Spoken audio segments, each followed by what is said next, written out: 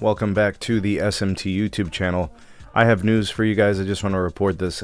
We typically do this for all the companies within the wireless telco industry. Layoffs at T-Mobile. I'm going to go ahead and link the layoff.com for you guys if you want to check it out for reference or for any of the other, I guess, previous layoff swaths or trenches. What you guys are going to see here with this kind of news is kind of important. I'm going to explain why this indicates something happening at T-Mobile. So there's an unspecified number of T-Mobile employees that are being let go from the company. I believe the segment within the company is their IT organization, and T-Mobile has confirmed that there are cuts within the department. They have not indicated how many specifically, but it does indicate that it's probably somewhere in the thousands because they indicated that they will be hiring for hundreds of new roles. They're not going to lay off or fire people and hire as many or more, right? They're always going to rehire at a smaller number.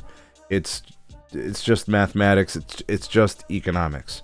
The end game and the goal is to completely automate, digitalize, and reduce headcount at the company. I've always shot straight. I don't candy coat. I don't sugarcoat, none of that stuff.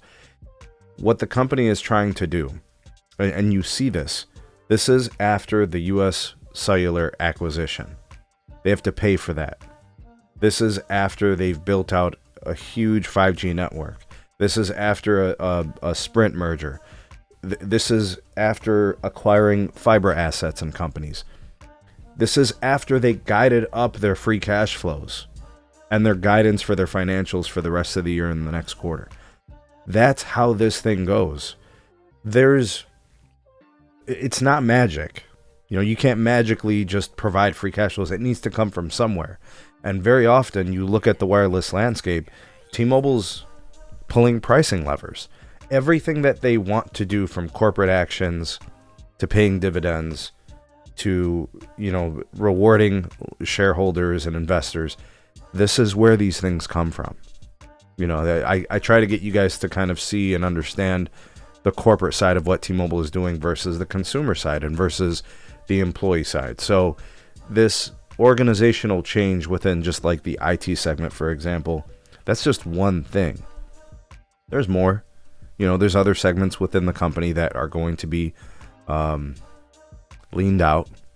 So you're going to see kind of small but broad-reaching workforce realignments and reductions across the company, especially as they look into ways that they can leverage AI, digital-first strategies, reducing retail, reducing customer care, doing as much as they can. So my key takeaways from this: you see the strategic realignment from T-Mobile within the IT segment of their business that will continue through other segments, a dual approach to positions that are probably going to realign within the future of the company.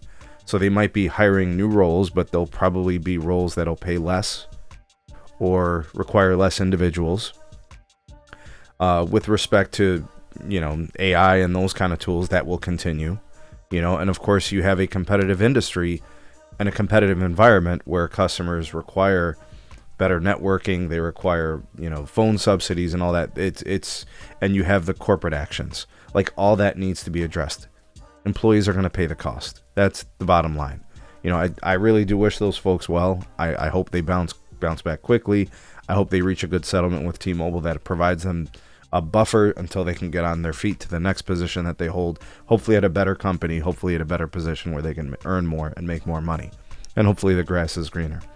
But that's the news. Let me know what you guys think about this. Drop me your comments, questions, and concerns down below. Like, share, and subscribe. Check out some more videos. We'll see you guys soon on the next one.